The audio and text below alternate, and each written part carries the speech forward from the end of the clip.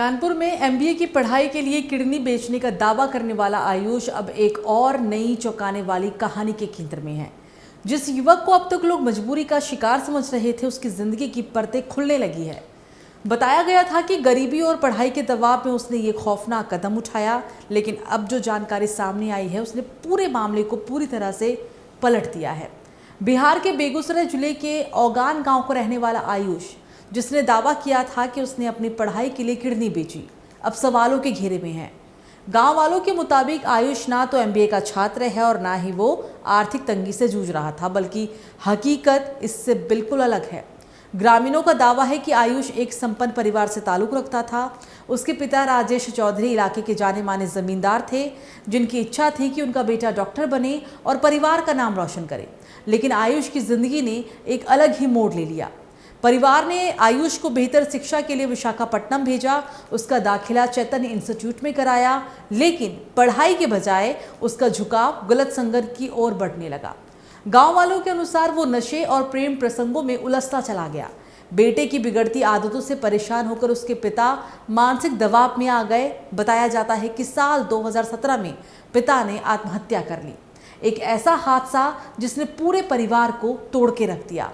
लेकिन पिता के मौत के बाद हालात सुधरने के बजाय और बिगड़ गए। आयुष पर कोई नियंत्रण नहीं रहा। ग्रामीणों का कहना है कि पिता के गुजरने के कुछ ही महीनों बाद आयुष ने अपनी पुश्तैनी जमीन बेचनी शुरू कर दी।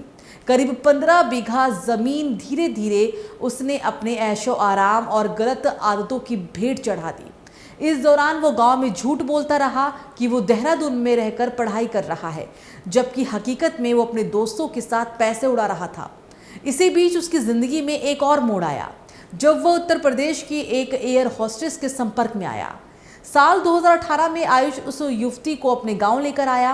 ग्रामीणों के दबाव में उसने देवघर में उससे शादी की, लेकिन यह रिश्ता भी ज्यादा समय तक नहीं टिक सका। महज 3 महीने के भीतर ही दोनों अलग हो गए। पत्नी के जाने के बाद आयुष और भी ज्यादा बिखर गया।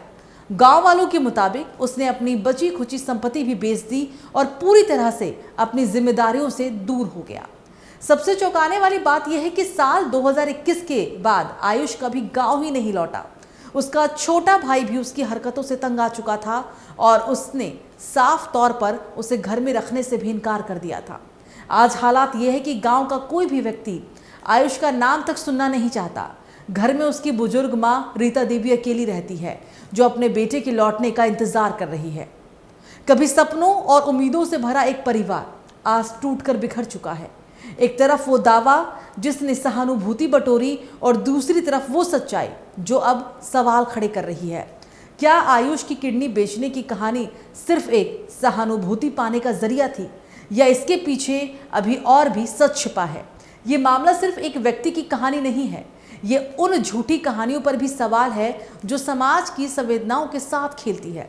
फिलहाल सच क्या है, इसका अंतिम फैसला जांच और तथ्यों पर निर्भर करेगा। लेकिन इतना जरूर है कि इस कहानी ने भरोसे, जिम्मेदारी और सच्चाई तीनों पर एक गहरा सवाल खड़ा किया है।